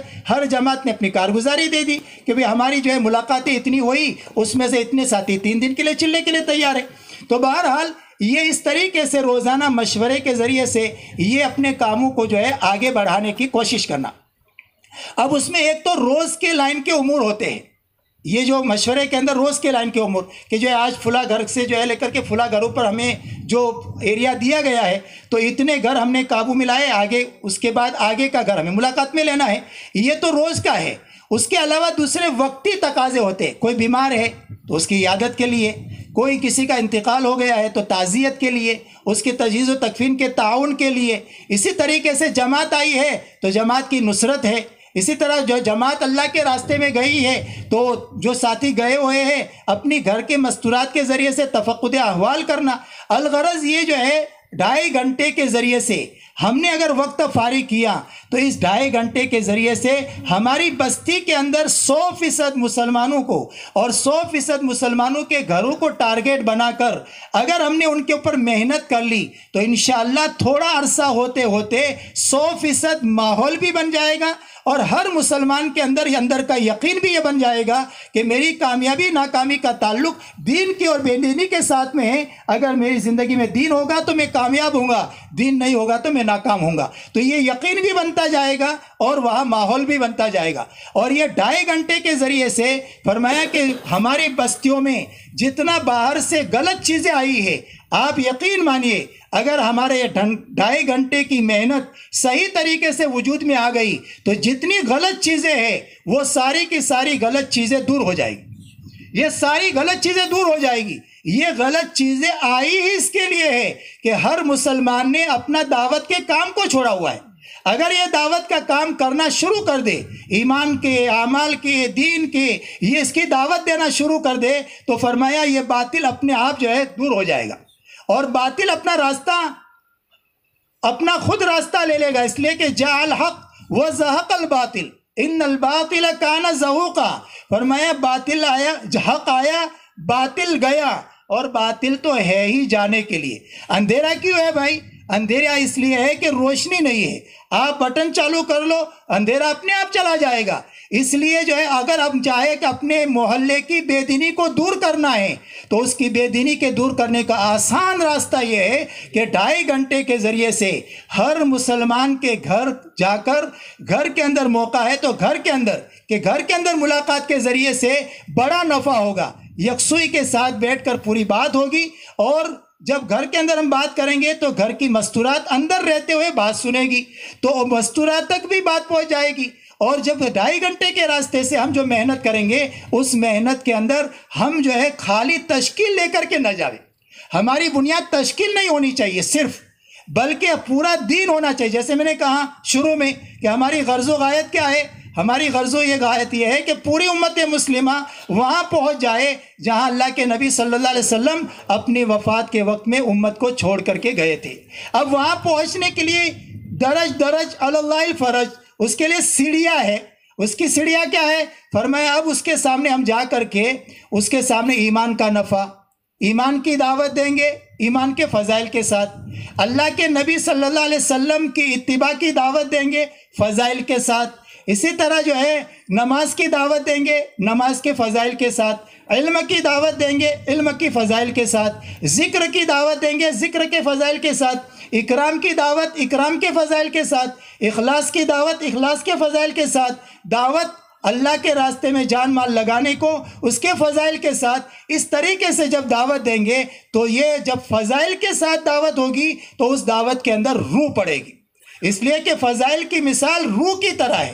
اگر فضائل ہوں گے ہماری دعوت میں تو روح پڑے گی، اور اگر فضائل نہیں ہوں گے تو پھر یہ پھوس دعوت ہوگی، یہ پھوس دعوت ہوگی۔ تو اس کے لیے کوشش کریں کہ ایک ایک مسلمان کے گھر کو نشانہ بنا کر ہم ہر مسلمان سے ملاقات کریں۔ اس میں تفریق یہ نہیں ہونی چاہیے کہ مانوس گھر ہے اور غیر مانوس گھر ہے۔ اگر شروع میں نہیں سنتا ہے اس سے انسیت کریں، دعا سلام کریں، تو انشاءاللہ آج جو ہے آج نہیں سن رہا ہے کل سننے والا بن جائے گا۔ اس طریقے سے الحمدللہ ہر جگہ کام ہوا ہے، اور ہمارے کام میں کوئی چیز ایسی ہے ہی نہیں کہ جس کے اوپر اعتراض کیا جائے۔ بتاؤ کوئی مسلمان ایمان کے اوپر اعتراض کرے گا؟ کوئی مسلمان نماز کے اوپر اعتراض کرے گا؟ علم و ذکر پر اعتراض کرے گا؟ اکرام مسلم پر اعتراض کرے گا؟ اخلاص پر اعتراض کرے گا؟ اور دعوت کہ اللہ کا دین دنیا میں چمکے اس پر کون اعتراض کرے گا؟ کوئی بھی اعتراض نہیں کرے گا۔ یہ تو تھوڑی سی بدگمانی ہے، وہ بدگمانی بھی انشاءاللہ اختلاط کے راستے سے ملنے جلنے کے راستے سے وہ بدگمانی بھی اللہ دور کر دیں گے، اور الحمدللہ دور ہو رہی ہے۔ تو اس کے لیے یہ مانوس غیر مانوس کا لفظ اگر ہم نکال کر ہر مسلمان جس نے بھی کلمہ پڑھا ہے بلا تفریق ہر مسلمان سے ملاقات کریں گے، اپنے دل کو صاف کر کے، اپنے دل کو صاف کر کے اور اخلاص کے ساتھ۔ حضرت حکیم الامت رحمۃ اللہ علیہ فرماتے ہیں کہ دعوت و تبلیغ میں اخلاص شرط ہے، اور اخلاص کی نشانی اور علامت یہ ہے کہ آدمی اپنے آپ کو کمتر سمجھے، اور جس پر محنت کر رہا ہے اس کو اپنے سے افضل سمجھے۔ بات آ رہی سمجھ میں؟ آج کیا معاملہ ہے؟ ہاں، یہ سمجھنے کی بات ہے کہ جس مسلمان سے بھی ملے چاہے وہ کیسا ہی غفلت میں ہو، لیکن اس کو اپنے سے افضل سمجھے اور اپنے آپ کو اس سے کمتر سمجھے۔ دل کا دلوں پر اثر پڑتا ہے، اس لیے خیر خواہی کے جذبے سے، بھلائی کے جذبے سے اپنے آپ کو کمتر سمجھ کر اور ہر مسلمان کو اپنے سے افضل سمجھ کر اس کی ملاقات کریں گے تو ہمارے دلوں کے یہ اثرات اللہ دلوں پر ڈالتے ہیں۔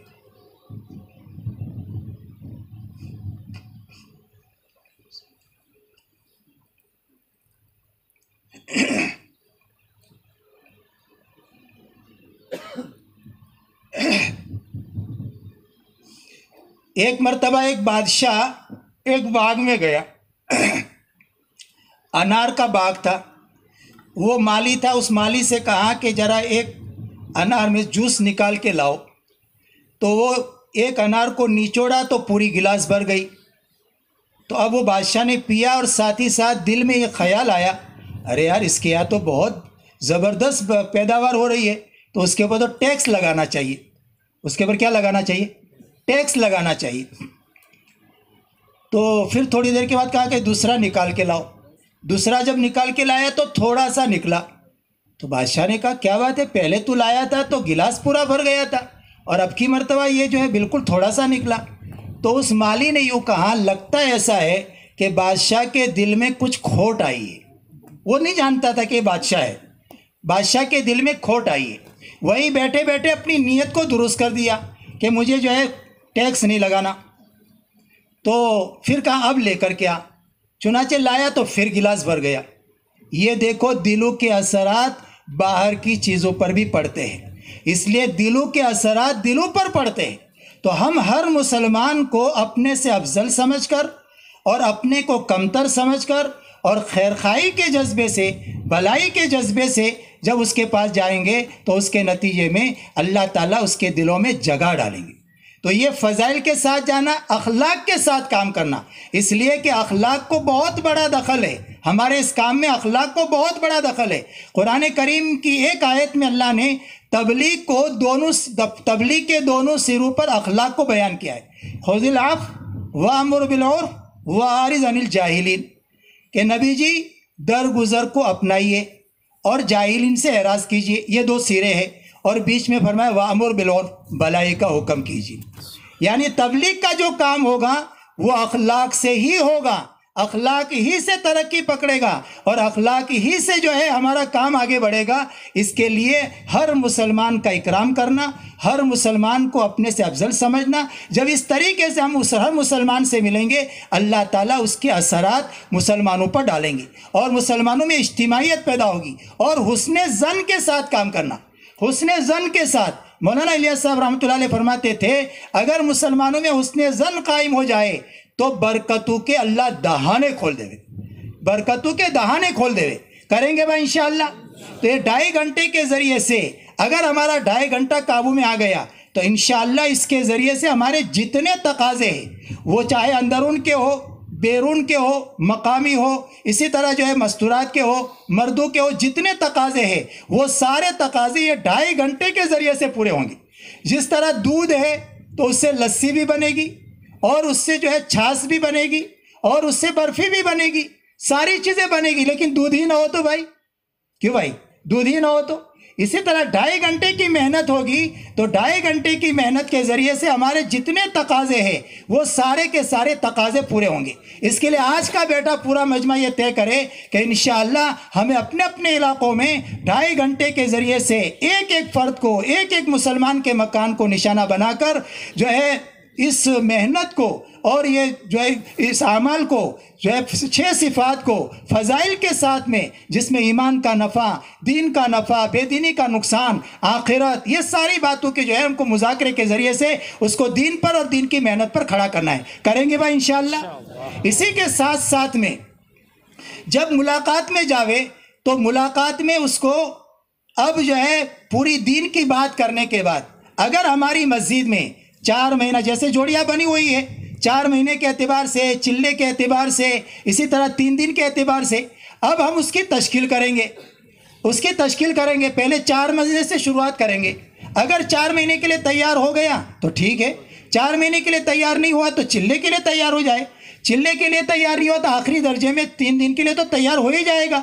خذو بالموت حتی یرضی بالحمى، موت پر تشکیل کرو تو بخار پر تو تیار ہو جائے گا۔ آئی بات سمجھیں؟ لیکن اس کے لیے کیا کرنا، ہماری مسجدوں میں یہ 4 مہینہ، چلہ اور 3 دن اس کا خاکہ ہونا چاہیے تاکہ ہم اس کو بنیاد بنا کر کے تشکیلیں کر سکیں، اور اس کے ذریعے سے انشاءاللہ ہمارے ہاں جو وقت لگایا ہوا عملہ ہے ان کا وہ بھی حرکت میں رہے گا، اور یہ نئی نئی تشکیلیں آ کر کے ہماری جماعتیں بھی مکمل ہوگی۔ اس وقت جو بڑی تاکید سے جو بات کہی جاتی ہے کہ ہماری جوڑیاں بنے، اور ان جوڑیوں کو بنا کر کے ہماری مسجدوں میں جو استعداد ہے، استعداد کو سامنے رکھ کر کے جو محنت ہو رہی ہے، اللہ کرے ہماری وہ استعداد بڑھتی رہے اور ترقی کرتی رہے۔ اس کے لیے یہی راستہ ہے۔ اگر ہم نے اس طریقے سے کیا تو انشاءاللہ ہماری مسجدوں میں جو خاکہ بنا ہوا ہے 4 مہینہ، چلہ، 3 دن، تو یہ ہماری ساری جماعتیں مکمل ہوتی جائے گی، اور ہماری مسجد کے اطراف میں جتنے مسلمان ہیں ان تمام کا وقت بھی لگتا رہے گا۔ کریں گے بھائی انشاءاللہ؟ اسی کے ساتھ ساتھ میں گھر میں گھر کے فرد کو گھر کی تعلیم پر زور دیا جاوے، اس کو گھر کی تعلیم پر آمادہ کرے کہ بھئی ہمارے گھروں کے اندر تعلیم زندہ ہونی چاہیے، اس لیے کہ ہم کو یہ جو کام ملا ہے یہ ایسا کام ہے کہ بیک وقت اپنی ذات ہے، اپنا محلہ ہے، گھر ہے، اور اسی طرح اطراف کی بستیاں ہیں، تحصیلیں ہیں، ضلع ہے، اپنا ملک، پورا ملک ہے، پورے عالم کو سمیٹے ہوئے کام ہے۔ اب اس کے لیے گھروں کے اندر جو یہ چیزیں زندہ ہو، اس کے لیے کیا کرنا؟ فرمایا ہر مسلمان کا تعلق مسجد سے ہو جائے اور ہر مسلمان کے گھر کا تعلق مسجد کے ساتھ ہو جائے۔ اگر مسلمان کا تعلق مسجد سے، ہر مسلمان کے گھر کا تعلق مسجد سے ہو جائے گا تو مسجد ہدایت کا مرکز ہے اور مسجد برکت کا مرکز ہے، تو ہر مسلمان تک برکت بھی پہنچ جائے گی اور ہدایت بھی پہنچ جائے گی، اور ہر مسلمان کے گھر تک برکت اور ہدایت پہنچ جائے گی۔ جس طرح ہماری بستیوں میں جو ہے پانی کی ٹنکی ہوتی ہے اور پاور ہاؤس ہوتا ہے، اگر ہمارے گھر کا کنیکشن اس پانی کی ٹنکی کے ساتھ ہو گیا اور پاور کے کھمبے کے ساتھ اور پاور ہاؤس کے ساتھ ہو گیا تو ہمارے گھر کا اندھیرا بھی دور ہو جائے گا، ہمارے گھر کے اندر پانی بھی آ جائے گا۔ اس لیے میرے دوستوں بزرگوں، ہر مسجد میں یہ اعمال کو زندہ کر کے ہر مسلمان کے گھر کو مسجد کے ساتھ جوڑنا ہے اور ہر مسلمان کو مسجد کے ساتھ جوڑنا ہے۔ اب اس کے لیے دوستوں بزرگوں، ہم اپنی جو جماعتیں گئی ہوئی ہے، یہ جماعتیں ان کو جو ہے گھر کی تعلیم پر آمادہ کریں کہ گھر کے اندر تعلیم زندہ کرے، کیونکہ مردوں کے بنسبت عورتیں زیادہ ہے، عورتوں کے بنسبت بچے زیادہ ہے۔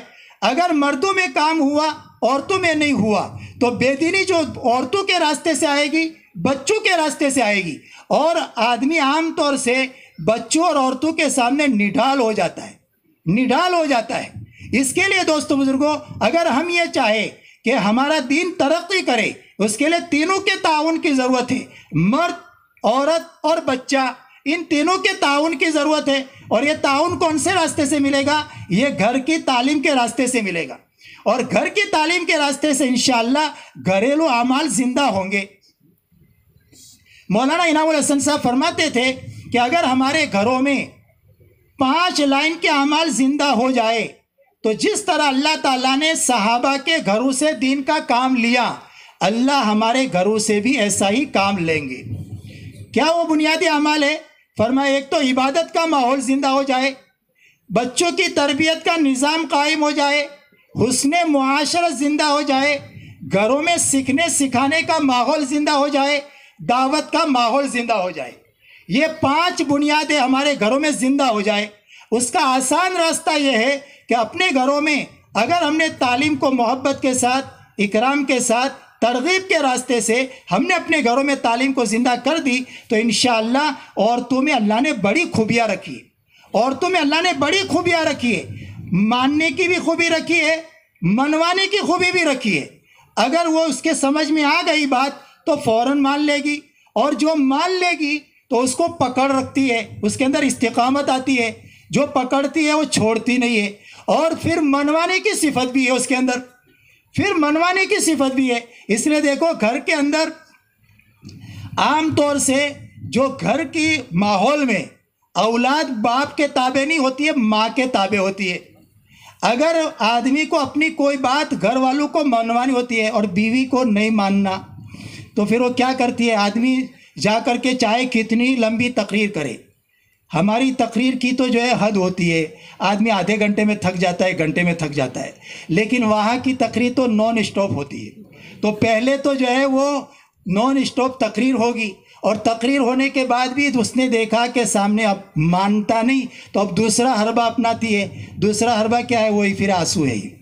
اور جہاں آنسو کے 2 قطرے بہائے تو جس طرح سمندروں میں بڑے بڑے جہاز ڈوب جاتے ہیں، ایسے ہی اس کے 2 آنکھوں کے آنسو کے قطروں میں بڑے بڑے پہلوان ڈوب جاتے ہیں۔ تو اس کے لیے میرے بھائیوں، ہم اپنے گھر میں اپنی جو ہے بیویوں کا مزاج دینی بنے، ان کے اندر ایمان، اعمال، آخرت کی فکر آئے۔ اگر ان کے اندر یہ چیز زندہ ہو گئی تو ان کے راستے سے بچے نیک بنیں گے۔ اس لیے کہ بچوں کے لیے جو بنیادی چوتھی چیز جو ہے وہ ماں کی تربیت ہے۔ دنیا میں جتنے بڑے بنے ہیں ان کے بڑا بننے میں ان کی ماؤں کا ہاتھ ہے۔ کہتے ہیں خواجہ معین الدین چشتی اجمیری رحمۃ اللہ علیہ نے ایک سفر کیا، ان کے ایک سفر پر کئی لاکھ انسانوں کو ہدایت ملی۔ جب گھر پر گئے تو بڑے خوش تھے، تو اماں نے کہا بیٹا کیا بات ہے، بہت خوش نظر آ رہے ہو؟ تو خواجہ صاحب نے کہا کہ اماں میرے سفر پر اللہ نے اتنے لاکھ انسانوں کو ہدایت دی۔ تو اماں کہنے لگی بیٹا اس میں تمہارا کیا کمال ہے، اس میں تو ہمارا کمال ہے۔ تو خواجہ صاحب نے کہا کیا اماں آپ کا کیا کمال ہے؟ فرمایا جب تک تم دنیا میں نہیں آئے تھے، پیٹ میں تھے، تو کبھی ہم نے حرام تو کیا، شک شبے والا لقمہ بھی نہیں کھایا۔ جب تم دنیا میں آئے تو کبھی بغیر وضو کے دودھ نہیں پلایا، اور ہم نے تمہیں اللہ کی پہچان کرائی، نبی کی پہچان کرائی، جنت جہنم کی پہچان کرائی، چھوٹے بڑے کی تمیز سکھائی۔ یہ ہماری تعلیم و تربیت کا اثر ہے۔ اگر ہم تمہاری ایسی تربیت نہ کرتے تو تمہارے اندر یہ باتیں کہاں سے پیدا ہوتی؟ اب آپ انداز لگاؤ بند کوٹری میں رہتے ہوئے ایک ماں نے کتنا بڑا کام کر دیا۔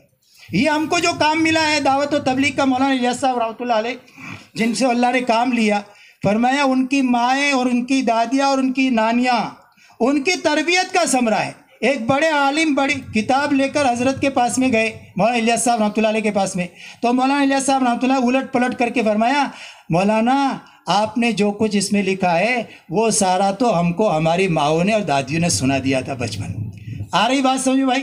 تو اس کے لیے اپنی گھروں میں یہ تعلیم کے ذریعے سے اگر یہ تعلیم زندہ ہوئی تو جس میں صحابہ کے واقعات ہیں، صحابہ کی عورتوں کے واقعات ہیں، صحابیات کے واقعات ہیں، صحابہ کے بچوں کے واقعات ہیں، اور عورتیں تو واقعات سے بہت تاثر لیتی ہیں، تو اگر ہمارے گھروں میں یہ چیز زندہ ہو گئی، آپ یقین مانیے کہ اس تعلیم کے راستے سے عورتیں جو ہے اور ان کے ذریعے سے بڑا کام ہو جائے گا، بڑا کام ہو جائے گا۔ تو یہ جو 2.5 گھنٹے کی ملاقات میں جائے تو اس میں ہر گھر میں اس کی بھی کوشش کرے کہ ہر گھر کے اندر یہ چیز زندہ ہو جائے، کریں گے بھائی انشاءاللہ۔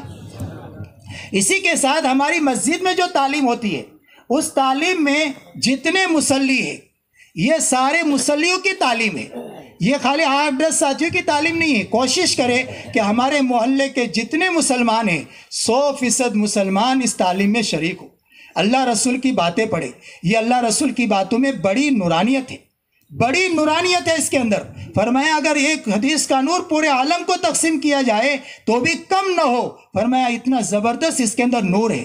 تو تعلیم کے حلقوں میں بیٹھ کر اللہ رسول کی باتیں سنیں گے تو ہمارے دل میں یہ جو ہے اعمال کی رغبت پیدا ہوگی، اعمال کا شوق پیدا ہوگا۔ تو اس کے لیے اپنی مسجد کی تعلیم میں پورا مجمع بیٹھے اور کوشش کرے کہ اپنے محلے میں جتنے مسلمان ہیں ان تمام مسلمان کو شفقت کے ساتھ، محبت کے ساتھ، اکرام کے ساتھ ترغیب دے کر کے ان کو تعلیم میں جوڑیں گے بھائی انشاءاللہ۔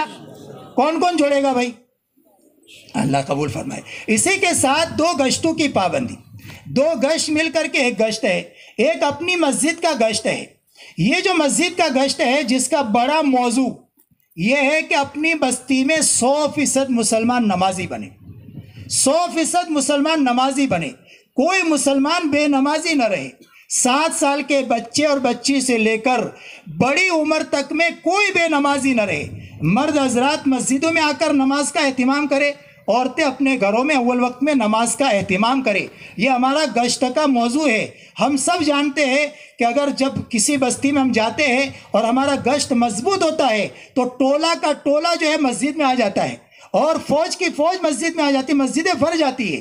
تو اس کے لیے ہمارے گشت کا ایک موضوع یہ ہے کہ اگر ہماری جو ہے یہ ہفتہ واری گشت اگر یہ مضبوط بنا، جس میں 10 ساتھی ہو، فکر کے ساتھ ہو، صحیح اصول و آداب کے ساتھ ہو، اچھی طرح گشت ہوا چاروں عملوں کے ساتھ، تو انشاءاللہ یہ گشت قبول ہو کر ہماری بستی پر ہدایت کا فیضان ہوگا، دعائیں قبول ہوگی۔ تو اگر ہم نے اس گشت کو اچھی طرح کر لیا تو اس گشت کے ذریعے سے ہماری بستی میں 100% نمازیوں کا ماحول قائم ہو جائے گا، کریں گے بھائی انشاءاللہ۔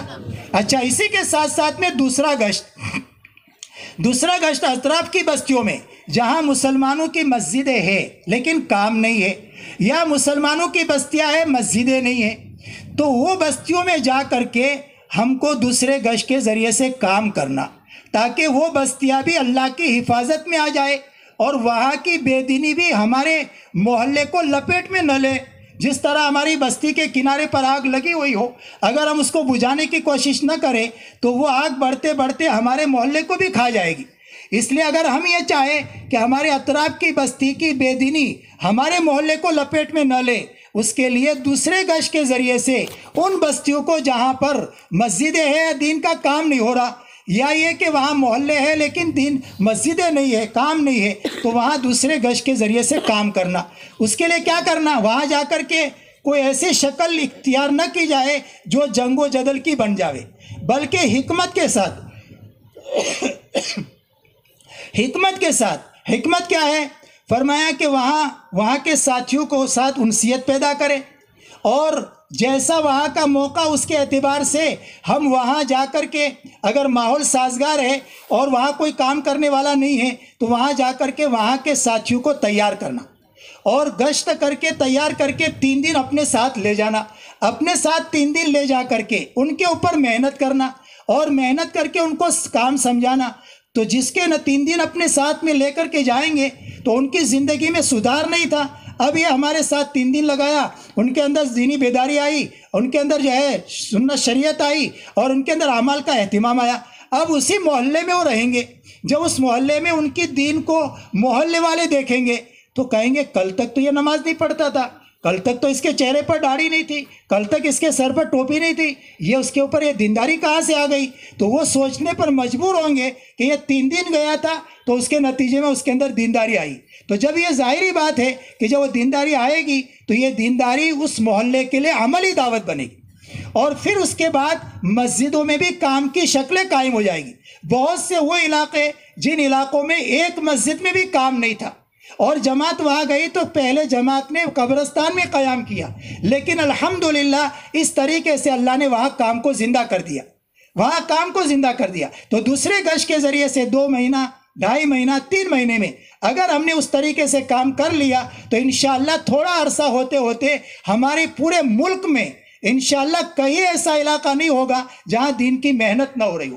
اس کے لیے ہماری کوشش یہ ہونی چاہیے کہ دوسرا گشت ہمارا ایسی جگہ پر ہو کہ جہاں پر ان کا گشت نہ ہوتا ہو، یہ ہم کوشش کریں تو انشاءاللہ اس کے ذریعے سے ہمارے وہ علاقے جن علاقوں میں یہ جو ہے مسجد وار جماعت نہیں ہے وہاں مسجد وار جماعت بھی بن جائے گی، جن علاقوں میں دین کا کام نہیں ہو رہا ہے وہ علاقہ دین کا کام کرنے والے بن جائیں گے، کریں گے بھائی انشاءاللہ۔ اسی کے ساتھ 5واں کام یہ ہے کہ 27 دن اپنے کام کاج کو سنت شریعت پر کرتے ہوئے ہر ساتھی اپنی جماعت بناوے، 27 دن محنت کر کے اپنی جماعت بناوے۔ ایک تو یہ کہ جماعت بنی اور جماعت کے ساتھ آدمی شامل ہو گیا، اور ایک یہ ہے کہ 27 دن ہر آدمی محنت کرے۔ تو 27 دن اگر محنت کر کے پھر جو ہے 3 دن میں جائے گا اور اپنی جماعت بنا کر کے لے کر کے جائے گا، ساتھیوں کو لے کر کے جائے گا، تو اس 3 دن کے زبردست اثرات ہوں گے اور ساتھیوں کی بہترین تربیت بنے گی۔ تو اس کے لیے پورا بیٹھا یہ مجمع طے کرے کہ انشاءاللہ ہم 27 دن محنت کر کے اپنی جماعت بنائیں گے۔ اگر یہ اس طریقے سے ہم نے جماعت بنانا کا کام شروع کر دیا تو ہم نے اپنی مسجد میں جو سطح بنائی ہے انشاءاللہ اس سطح سے جو ہے کام آگے بڑھتے بڑھتے 100% ہماری بستیوں میں 100% مسلمانوں کے کام کے اپنا جو وقت کے لگانے کی ترتیب قائم ہو جائے گی۔ تو کریں گے بھائی انشاءاللہ۔ اب یہ جو 3 دن لگاوے اس 3 دن کے اندر 2 باتوں کا دھیان رکھیں۔ ایک تو یہ کہ ہمارا وقت پورا ہو اور دوسرا اعمال پورے ہو۔ یہ 2 چیزیں اگر ہوگی تو ہمارا 3 دن سے نفع ہوگا اور ہماری تربیت ہوگی۔ اگر وقت لگا لیکن پورا نہیں لگا، ایسے ہی وقت لگا لیکن اعمال نہیں کیے تو پھر تربیت نہیں ہوگی۔ کہاں گئے تھے؟ کہیں نہیں۔ کیا لائے؟ کچھ بھی نہیں، ایسا ہوگا۔ اور دیکھو آدمی کے تربیت میں 3 دن کو بہت بڑا دخل ہے۔ جتنے لوگ کام میں لگے ہیں ان کی زندگی میں انقلاب برپا کرنے والی چیز یہ 3 دن ہے۔ دعوت میں انٹری ہوتی ہے ہفتہ واری گشت کے ہفتہ واری پنج کوسے میں۔ عام طور سے نئے نئے ساتھیوں کو ہفتہ واری گشت میں لے کر کے ہفتہ واری پنج کوسا میں لے کر کے آتے ہیں، اپنے ہفتہ واری اجتماع میں نئے نئے ساتھیوں کو لے کر کے آتے ہیں، تو جس کے ذریعے سے دعوت میں انٹری ہوتی ہے۔ اب وہ آتا ہے ہفتہ واری اجتماع میں، دین کی بات سنتا ہے، ایک ماحول دیکھتا ہے تو اس کی وجہ سے اس کا دل متاثر ہوتا ہے۔ اب ماحول سے متاثر ہوتا ہے، اس کے اندر داعیہ پیدا ہوتا ہے کہ میں اب اللہ کے راستے میں نکلوں۔ اب 3 دن نکلتا ہے، اب 3 دن اس کا صحیح نکلتا ہے، اس کی زندگی میں انقلاب آ جاتا ہے اور پھر آگے کی قربانی دینے کے لیے تیار ہو جاتا ہے۔ آپ دنیا میں دیکھیں گے تو آپ کو یہی چیز ملے گی کہ ہفتہ واری اجتماع کے ذریعے سے ذہن بنا، 3 دن میں گیا، اس کی زندگی میں انقلاب آیا، چلا لگایا، 4 مہینہ لگایا اور اپنے اپنے علاقے میں بہترین کام کرنے والا بن گیا۔ تو اس کے لیے بھائی یہ 3 دن ہمارے اچھے لگے۔ اس وقت میں وقت جو لگ رہا ہے، اگر وہ جو وقت لگ رہا ہے صحیح طریقے سے اگر ہم نے لگانا شروع کر دیا تو ہماری اسپیڈ بڑھ جائے گی، ہماری طاقت بڑھ جائے گی، ایمانی طاقت اور ہر لائن کی طاقت بڑھ جائے گی، اور ایسے ماحول بھی سازگار بننا شروع ہو جائے گا۔ اور ہمارا جتنا عملہ وقت لگا رہا ہے یہ عملہ جب اس کو وقت لگانے سے فائدہ ہوگا تو دوسرے مہینے میں اس کی تشکیل نہیں کرنی پڑے گی، کیونکہ اس کو فائدہ ہوا ہے۔ اور اگر اس کو 3 دن میں فائدہ نہیں ہوا تو دوسری مرتبہ اس کے پیر اٹھیں گے نہیں، اور اگر 3 دن میں اس کو نفع ہوا ہے تو انشاءاللہ وہ تشکیل نہیں کرنی پڑے گی، وہ خود ہی تیار ہو جائے گا۔ تو اس کے لیے 3 دن کے اندر کوشش کرے کہ وقت پورا ہو۔ تو وقت کے پورا ہونے کے لیے اگر ہماری جماعتوں کے نکلنے کی جو ترتیب ہے فجر کی نماز میں ہی اپنے گھر پر چائے ناشتہ کر کے سامان کے ساتھ فجر میں آ جائے، فجر کی نماز کے بعد ان کے سامنے روانگی کی بات ہو جائے تفصیل سے، اور پھر جماعت وقت پر روانہ ہو جائے، تو انشاءاللہ اس کے ذریعے سے ہمارے 72 گھنٹے بھی پورے ہو جائیں گے اور 24 گھنٹے کے سارے اعمال بھی پورے ہو جائیں گے۔